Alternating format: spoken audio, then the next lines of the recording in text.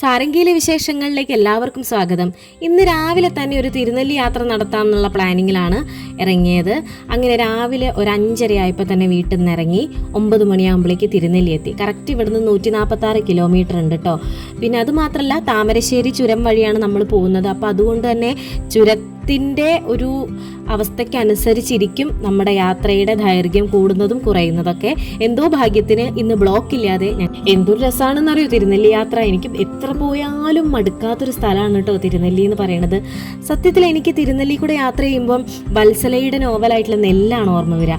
ആ നെല്ല് വായിച്ച ആർക്കും തിരുനെല്ലി യാത്ര വല്ലാത്തൊരു അനുഭൂതിയാണ് സമ്മാനിക്കുന്നത് കേട്ടോ. ആ തിരുനെല്ലിയും തിരുനെല്ലിയിൽ ജീവിച്ചിരുന്ന കഥാപാത്രങ്ങളൊക്കെ എത്ര പെട്ടെന്നാണ് മനസ്സിലേക്ക് ഓടി വരുന്നതെന്നറിയോ.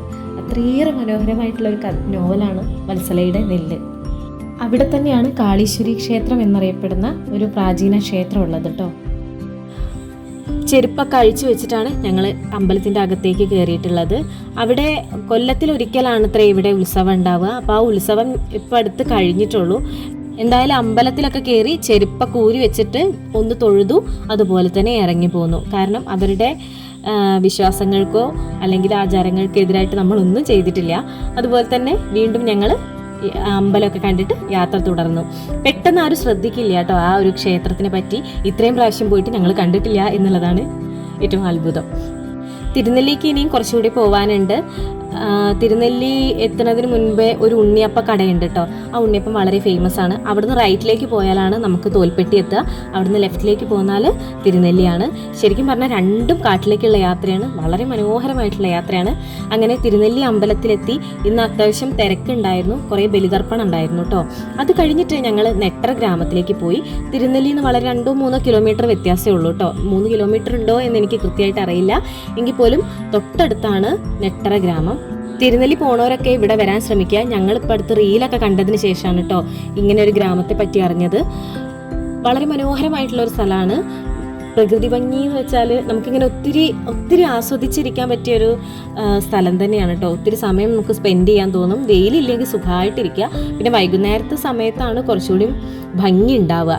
ഇപ്പം വെയിലില്ലാത്തത് കൊണ്ട് ഞങ്ങൾക്ക് ആ ഉച്ച സമയത്ത് അത്രയേറെ ബുദ്ധിമുട്ടുണ്ടായില്ല. അങ്ങനെ വീണ്ടും നമുക്ക് തിരിച്ചിങ്ങനെ പോവുകയാണ്. ശരിക്കും പറഞ്ഞാൽ വയനാട് യാത്ര ഒട്ടും അടുപ്പിക്കാത്തൊരു യാത്രയാട്ടോ. എത്ര പ്രാവശ്യം പോയി വന്നാലും ഓരോ യാത്രയിൽ ഓരോ പുതുമയായിട്ട് തോന്നും. പിന്നെ അത് മാത്രമല്ല, ക്ലൈമറ്റിനനുസരിച്ചാണ് വയനാട് യാത്ര ഏറ്റവും മനോഹരമായിട്ട് തോന്നിയിട്ടുള്ളത്. കോടയും അതുപോലെ തന്നെ മഴയൊക്കെയുള്ള സമയത്ത് എന്ത് ഭംഗിയായിരിക്കും എന്നാണ് ഞാൻ ഓർത്തത്. അന്ന് ഞങ്ങൾക്ക് മഴയൊക്കെ എക്സ്പെക്റ്റ് ചെയ്താൽ പോയത്, പക്ഷേ മഴയൊന്നും കിട്ടിയില്ല. എങ്കിൽ പോലും യാത്ര ഒരിക്കലും ഞങ്ങളെ നിരാശപ്പെടുത്തിയിട്ടില്ലായിരുന്നില്ല. കാട്ടിലുള്ള യാത്രയാണ്. അപ്പം മൃഗങ്ങൾ ഏത് സമയത്തും ഉണ്ടാവും. കാടിൻ്റെ നിയമത്തിനനുസരിച്ച് മാത്രം നമ്മൾ യാത്ര ചെയ്യുക. അതാണ് നമുക്ക് ഏറ്റവും സേഫുള്ള കാര്യം കേട്ടോ. പിന്നെ അത് മാത്രമല്ല, നമ്മൾ വണ്ടി നിർത്താതെയൊക്കെ ശ്രദ്ധിക്കുക എന്നുള്ളതാണ്. അവരെ ഫീഡ് ചെയ്യാതിരിക്കുക. ഇതൊക്കെ ശ്രദ്ധിച്ചുകൊണ്ട് ഏറ്റവും സേഫായിട്ടുള്ളൊരു യാത്ര പോവുക. നിങ്ങളും ഒരിക്കൽ തിരുനെല്ലിയിലേക്ക് വന്ന് കാഴ്ചകൾ കാണുക.